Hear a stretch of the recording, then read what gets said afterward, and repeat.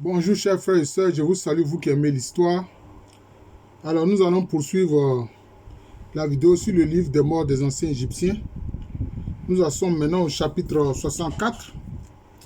Et c'est un chapitre, tout comme le chapitre 65, parle de formules pour sortir du jour. Pour sortir au jour de l'empire des morts qui est prononcé par l'Osiris N. Alors, il faut avouer que le livre des morts des anciens Égyptiens, c'est un ouvrage qu'il faut interpréter. C'est un ouvrage qu'il faut interpréter. Bon, maintenant, il est évident que l'interprétation peut être proche de ce que pensaient les anciens Égyptiens, tout comme éloignée de ce que pensaient les anciens Égyptiens. Pourvu que l'interprétation soit logique et se fasse dans un esprit d'honnêteté intellectuelle.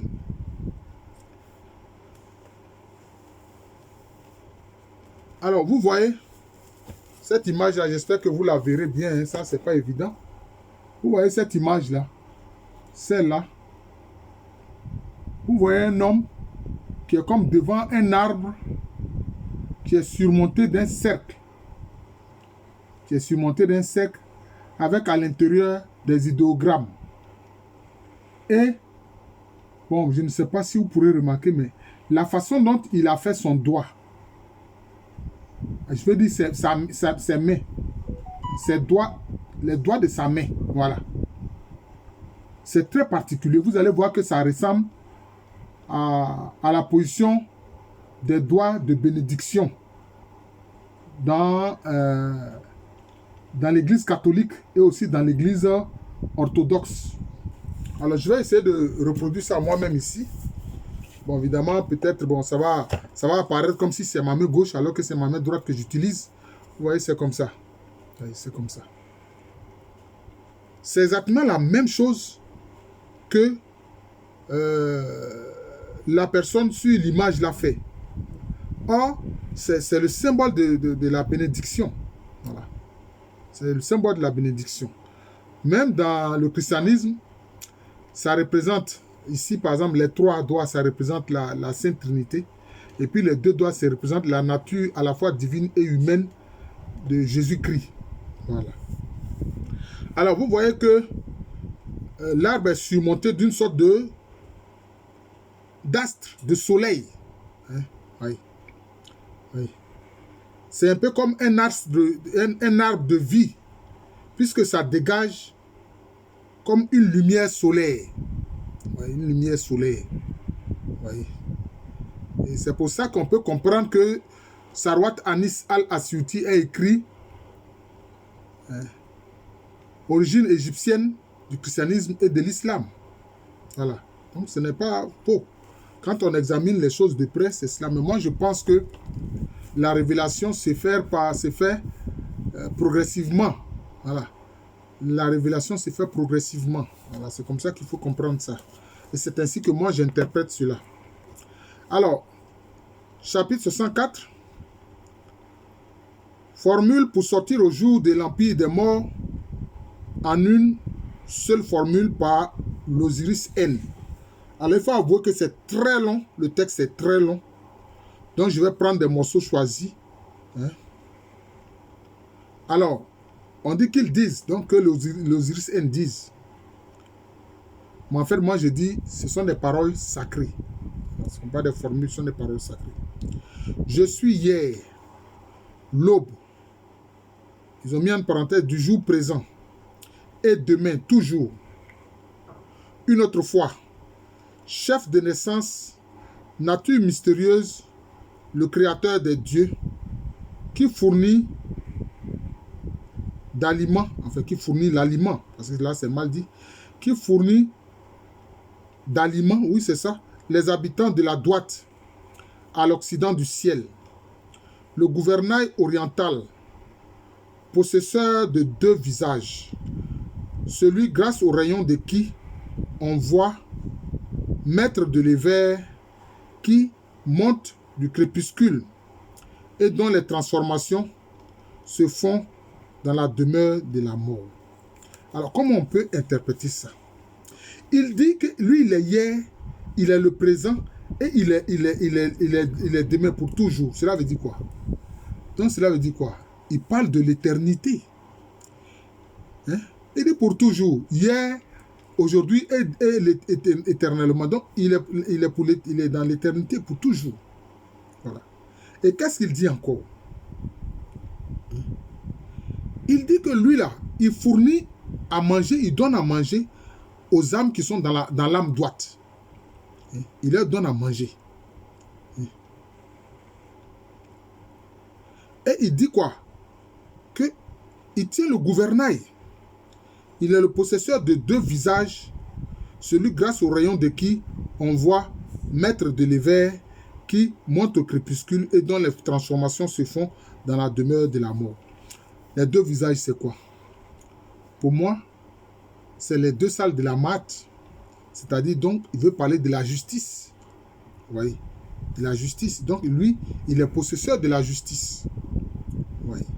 Et les transformations, j'ai fait dernièrement, je crois que mon avant-dernière vidéo sur justement le livre des morts des anciens Égyptiens, ça parle des transformations. Des transformations.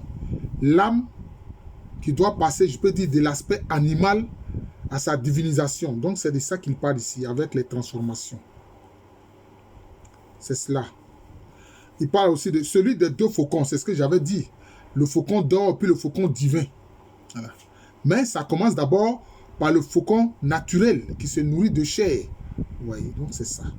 Et ceux qui siègent au haut et leur cour de justice, qui font l'audition de celui qui lui appartient, qui accompagnent ceux qui ont abordé à l'autre monde, qui haleraient et servent dans la place supérieure la chapelle qui est au haut du ciel, tandis que le maître de la chapelle se tient dans le sein de la terre, tel il est, tel je suis, et vice-versa. Vous voyez ce qu'il dit ici? Il parle d'une chapelle qui est au ciel. Donc, un temple qui est au ciel. Il parle aussi de quoi? D'une chapelle qui est sur la terre, le maître de la chapelle qui se tient au sein de la terre. Vous voyez? Donc, il parle comme d'un temple céleste et d'un temple terrestre. C'est ce qu'il dit. C'est fantastique. C'est fantastique. On a vu Saint Paul parler de quoi? De la Jérusalem céleste, notre mère.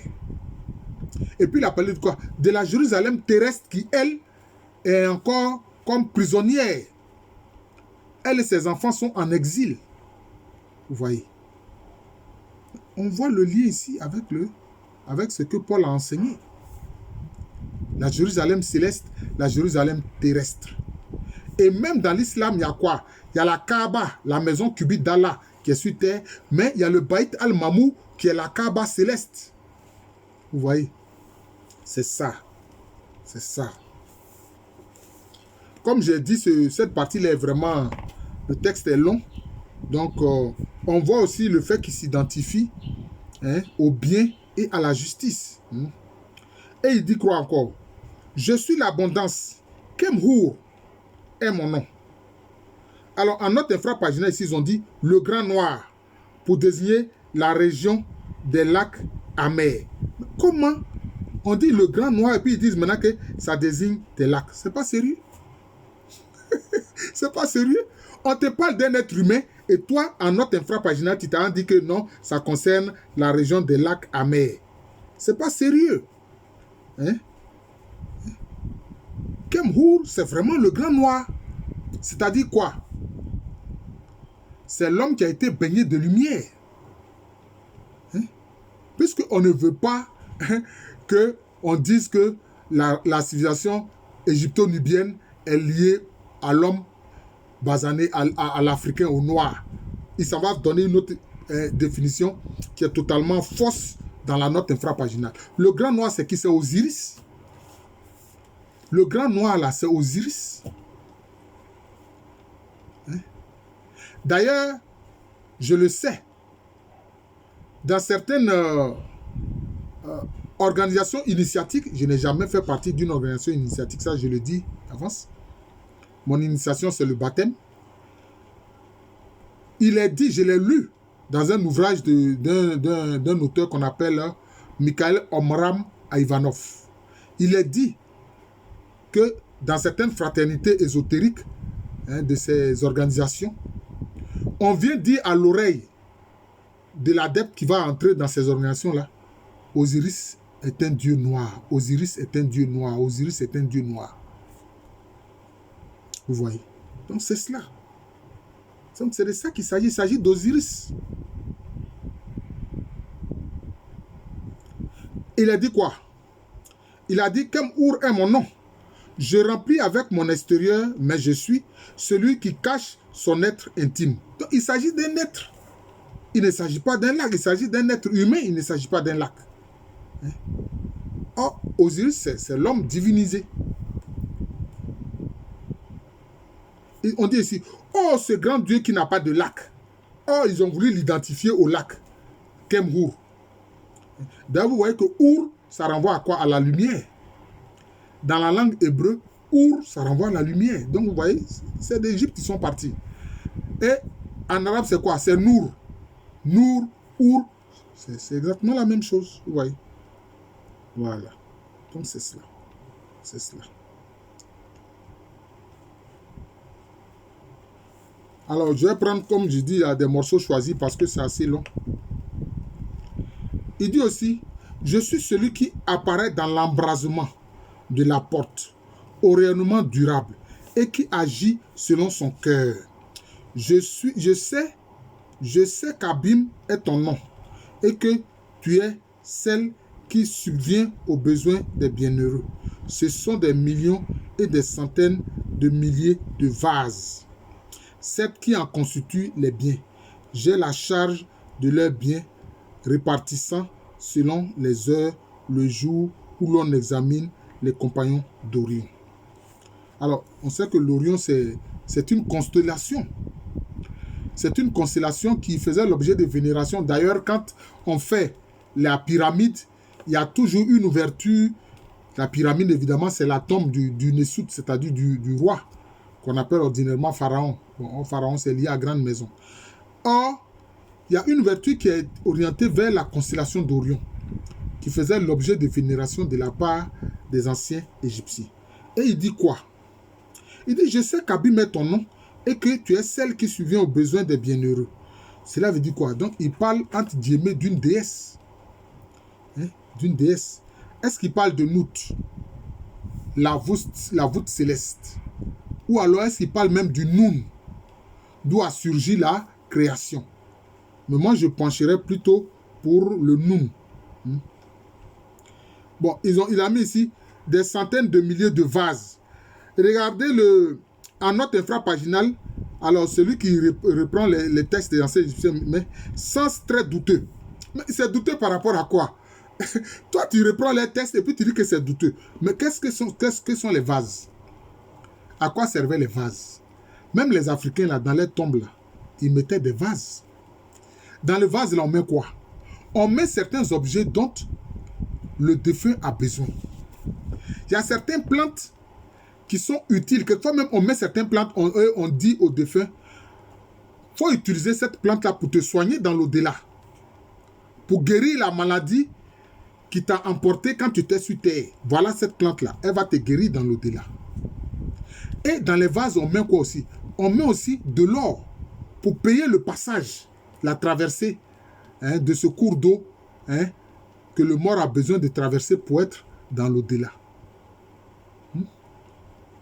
Quelquefois, on parle même de vase canope. Donc, en quoi est-ce que c'est douteux? Ça n'a rien de douter. Qui connaît bien la culture africaine comprend ce que ça veut dire, ce que les anciens Égyptiens veulent dire en parlant des vases. Donc, dans la tombe de chaque mort, il y avait des vases. Il y avait des vases, c'est tout. C'est tout, c'est aussi simple que ça. On écrit aussi. Bon, la phrase est un peu longue. Il dit, je poins à mettre de la vie pour la bonne rectitude de ce jour. Du sang frais est répandu, provenant de blessures neuves. Quand je me suis réuni à la terre, on sépare alors pour moi les deux cornes. Alors, les deux cornes ici, c'est mis en note infrapaginale, allusion sans doute à la montagne de l'horizon dont les deux pointes s'écartent pour laisser entrer le soleil. En fait, qu'est-ce qu'il dit ici? Il s'identifie au maître de la vie. Donc, il s'identifie à quoi? À Nietzsche lui-même. Ou à Ré. Il s'identifie à Ré. Je pencherai plutôt pour Ré. Puisqu'il dit ici, je pointe en maître de la vie pour la bonne rectitude de ce jour. Voilà. La bonne rectitude de ce jour. Voilà. Parce que après le passage dans l'ombre de la nuit, bon, le jour paraît. Puis du sang frais est répandu, provenant de blessures neuves, quand je me suis réuni à la terre, on sépare alors pour moi les deux cornes. Cela veut dire quoi? C'est-à-dire que c'est un sacrifice sanglant. Les blessures neuves là, c'est un sacrifice sanglant. C'est-à-dire que les parents du défunt font des sacrifices pour lui. Voilà. Ils font des sacrifices pour lui. Des sacrifices d'animaux pour lui. Voilà. Pour avoir la faveur entre guillemets, des divinités, de Nietzsche et de Nétero. C'est de ça qu'il s'agit. À la terre, on sépare pour moi les deux cornes. Ouais. Sans doute les deux cornes dont on parle, c'est-à-dire que quand l'animal est tué, notamment quand il s'agit d'un bélier ou d'un bœuf, on fend la tête. On fend la tête pour séparer les deux cornes. C'est de ça qu'il s'agit. On fend la tête pour séparer les deux cornes. Pourquoi? Parce que cela renvoie à la dualité. Cela renvoie à la dualité. On a vu d'ailleurs le sacrifice dans l'Ancien Testament, dans le livre de la Genèse, le sacrifice que, comment on appelle, Abraham a fait. Hein? Le bélier qu'il a sacrifié, il a divisé en deux, il a séparé en deux parties. C'est comme ça. Ce qu'on ne séparait pas, c'est les oiseaux qui sont sacrifiés, tels que les pigeons, les tourterelles, les colombes. Là, ça, on ne sépare pas. Ça reste, c'est le principe de l'unité. Mais les béliers et les bœufs c'est séparé. On fait ça en deux. C'est de ça qu'il s'agit ici. C'est ça qu'il s'agit ici. Et là, lui, le commentaire qu'il fait, il dit quoi? Allusion à la montagne, hein, sans doute à la montagne de l'horizon. Non, il ne s'agit pas de ça. Il s'agit du sacrifice d'un animal, notamment sans doute d'un bélier. Voilà. Pour le mort. Hein. Alors, qu'est-ce qu'il dit même d'ailleurs? Je termine la phrase. Pour moi, les deux cornes qui formaient un tout sur un ordre de ma bouche et ceux dont les formes sont mystérieuses viennent à ma rencontre, ainsi que ceux qui sont sur leur ventre, car je suis venu avec un message du maître des maîtres pour saluer Osiris, en sorte que l'œil n'avale pas mais ses larmes. Parce que Osiris, il a été un peu martyrisé, tué par son frère Seth. Vous voyez? Donc c'est cela. Donc c'est le sacrifice qui est fait pour le défunt. C'est le sacrifice qui est fait pour le défunt. C'est tout. C'est de ça qu'il s'agit. C'est le sacrifice d'un animal, notamment d'un bélier. Voilà. C'est pour ça d'ailleurs que vous voyez curieusement, dans les langues akan, notamment en Agni, le bélier est appelé bois. Bon, le mot a la même racine que bois, ça dit aider. Aider. Bois. Évidemment, l'intonation est différente. Bois, le bélier. Bois, aider. C'est comme ça. Donc le bélier aide. Pourquoi? Parce que c'est lui qui est sacrifié. Le bélier est sacrifié, c'est comme ça. C'est tout. C'est le bélier qui est sacrifié. C'est comme ça. Et il dit quoi encore? Je suis le porteur d'offrande de la maison à laquelle sont des monceaux d'offrande. Voilà, j'ai dit, c'était une offrande. Voilà, c'est ça, voilà, c'est tout. Je suis venu de Létopolis à Héliopolis pour faire que le phénix connaisse les faits de la droite. Or, on sait que le phénix, c'est l'oiseau qui est originaire de ses cendres. Donc, c'est une sorte de transformation. Voilà, transformation. Pour entrer dans la droite, dans l'âme droite. Au pays du délice, où se font des choses mystérieuses qui créent des formes comme Kéfri, que N, c'est-à-dire l'Osiris N, monte et voit le disque. Le disque quoi? Le disque solaire, mais en fait, c'est un esprit, ça concerne l'esprit. Ce n'est pas le disque solaire en tant qu'objet physique, non. Voilà. Bon. J'ai dit vraiment, le texte est long, je prends des morceaux choisis. Il dit encore, je n'ai pas été craché. Je suis venu à l'existence en lion. Les attributs de Chou étant en moi, je suis de la néphrite. Là encore, c'est lié aux transformations. Oui. Il dit, il est venu en lion. Je suis venu à l'existence en lion. Les attributs de Chou étant en moi, je suis de la néphrite. Même s'il est venu en lion, il va subir une transformation. Par rapport aux attributs de Chou, qui est une divinité. Voilà. De sorte que son visage s'éclaire à l'aube. Voilà. C'est cela. C'est tout.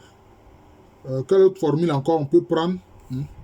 Celui qui connaît cette formule, c'est sa justification sur terre et dans l'empire des morts. Il peut faire tout ce que font les vivants et c'est une grande protection du Dieu. Cela veut dire quoi? Donc, tout cela, bon, ils appellent ça formule, mais ce sont des paroles sacrées. Ces paroles sacrées. Pour être justifié, pour entrer, je peux dire, dans l'âme droite et être dans la félicité. Être dans la félicité. Ne pas être damné. Parce que si tu es damné, c'est pas bon. Là, tu es amené à... Parce que le vivant comme le mort est obligé de se nourrir. Il doit être nourri. Voilà. Et s'il n'est pas nourri correctement, il sera obligé de boire ses urines et puis manger ses excréments, ce qui n'est pas bon. Voilà, ce qui n'est pas bon. Voilà. Alors, je vais en finir avec ce chapitre qui est vraiment long. Qu'on lise cette formule étant pur et sans tache, sans avoir mangé de petits bétails ou de poissons, et sans avoir eu de relation avec une femme. On fait alors un scarabée en néphrite serti et orné d'or et placé au cœur de l'homme, et on accomplit sur lui le rite de l'ouverture de la bouche après l'avoir oint de myrrhe, dit sur lui comme formule magique. Non, moi je préfère parole sacrée, pas formule magique. Qu'est-ce qu'il veut dire par là?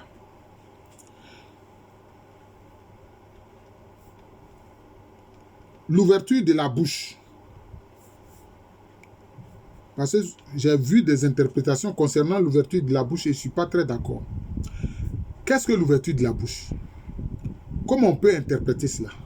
Quand quelqu'un meurt, la première chose qu'on constate, c'est qu'on n'entend plus parler. Le défunt ne parle pas. C'est le silence qui laisse voir. On n'entend plus sa voix. Mais quand on entend la voix de quelqu'un, on reconnaît sa voix. Ce matin, je suis parti à l'université. J'ai commencé à parler. Il y a un de nos frères qui travaille dans l'administration au niveau des ressources humaines. Il est sorti. Il dit, après ça, j'ai entendu ta voix et je suis sorti te saluer. Donc, vous voyez, quand quelqu'un meurt, la première chose qu'on constate, c'est qu'on n'entend plus sa voix. C'est pour ça qu'il faut l'ouverture de la bouche. Donc, on fait le rite de l'ouverture de la bouche pour que le défunt puisse à nouveau parler dans l'au-delà. Pour qu'il puisse parler dans l'au-delà.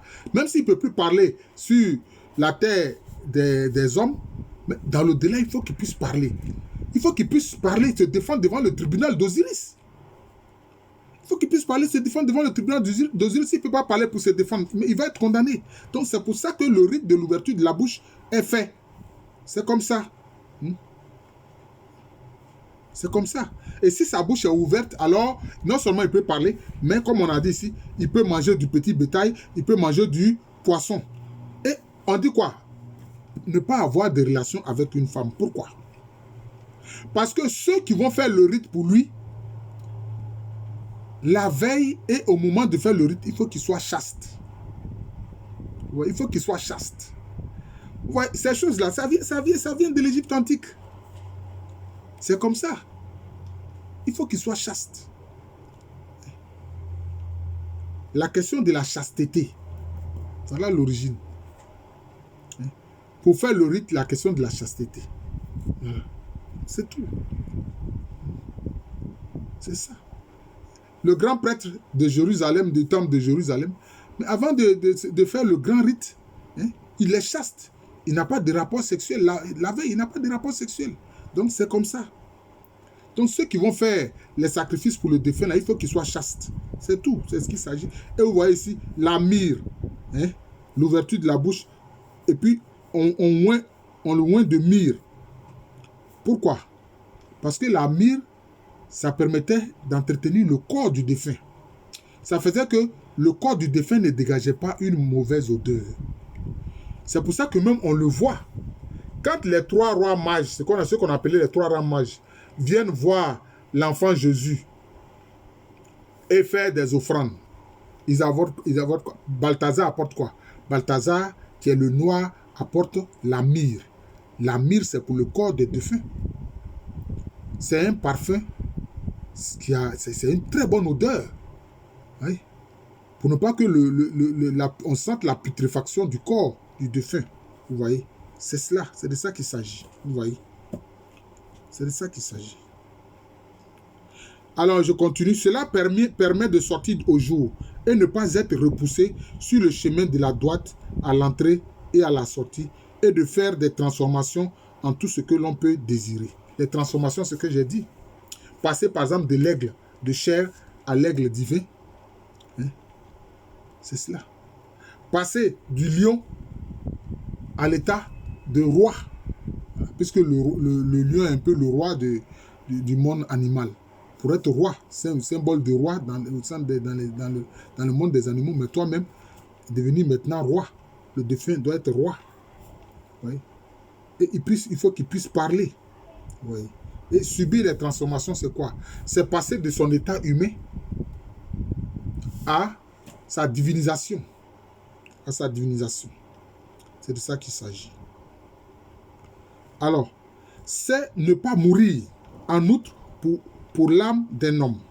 Et celui qui connaît cette formule, bon, je préfère parole sacrée, c'est sa justification sur terre et dans l'empire des morts. Il peut faire tout ce que font les vivants et c'est une grande protection du Dieu. Donc c'est ça.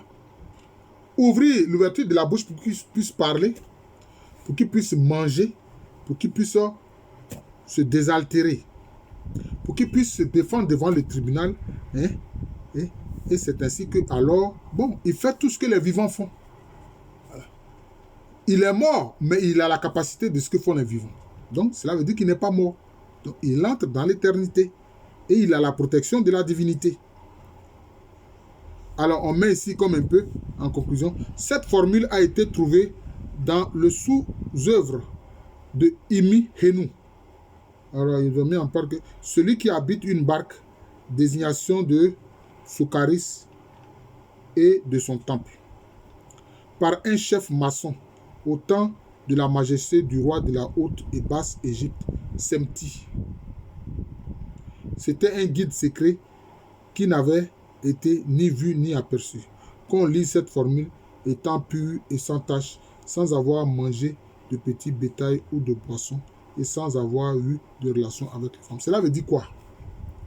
Ceux qui font le rite là, non seulement ils doivent être chastes, ils ne doivent pas avoir de relations avec leurs femmes, mais il faut qu'ils fassent quoi? Il faut qu'ils jeûnent.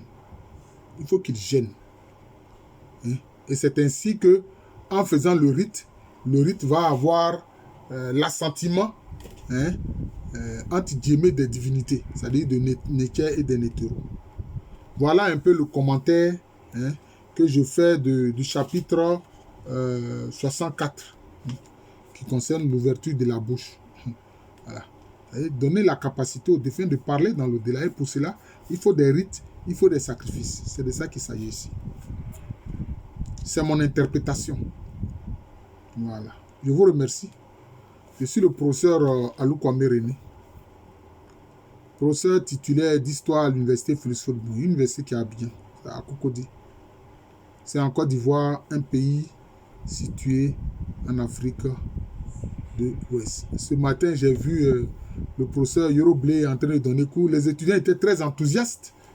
Ils étaient très enthousiastes de suivre le cours de ce professeur titulaire de socio-anthropologie. Voilà. Toutes les sciences sont importantes. Les gens parlent comme si les sciences humaines et la littérature, ce n'est pas, c'est secondaire. Ce n'est pas secondaire. Mais il y a des gens qui ont fait un ouvrage de littérature, ils ont fait un roman, et puis ils ont vendu ça à des millions d'exemplaires. Ils ont eu beaucoup d'argent. Parce que tous les gens veulent ramener tout à l'argent. Ils veulent toujours tout ramener à l'argent. Ça ne fait pas sérieux.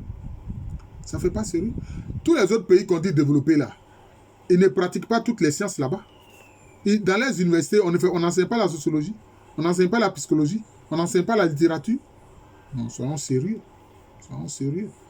Voilà. On ne se laissera pas intimider par ceux qui veulent minimiser les sciences humaines. Et je vois quelqu'un qui dit, mais les enseignements qui sont donnés à l'université là, est-ce que c'est conforme à l'offre d'emploi du marché? J'ai dit, mais oh, quelle ignorance, quel manque d'intelligence. Quel manque d'intelligence. Vous pensez que la science se soumet à l'emploi? Jamais. La science ne se soumet pas à l'emploi. La science ne se soumet pas à l'emploi. La science permet plutôt à l'emploi de progresser. Ce n'est pas à la science de se soumettre à l'emploi, c'est à l'emploi de se soumettre à la science. Il faut comprendre ça. Sociologiquement, si une marchandise se vend mal, mais les sociologues peuvent venir faire l'étude pour voir pourquoi est-ce que le marché accueille mal la marchandise, etc. Mais ça, c'est une étude sociologique qui doit être faite. Ça peut même être lié à l'anthropologie. Si vous voulez, allez vendre la viande de porc dans un pays à majorité peuplé de musulmans, et puis on va voir si vous allez faire de bonnes affaires. Des gens comme ça qui se disent... Certains sont intellectuels, hein, ils disent qu'ils sont intellectuels, ils ont même des doctorats, etc. Ils sont même professeurs titulaires.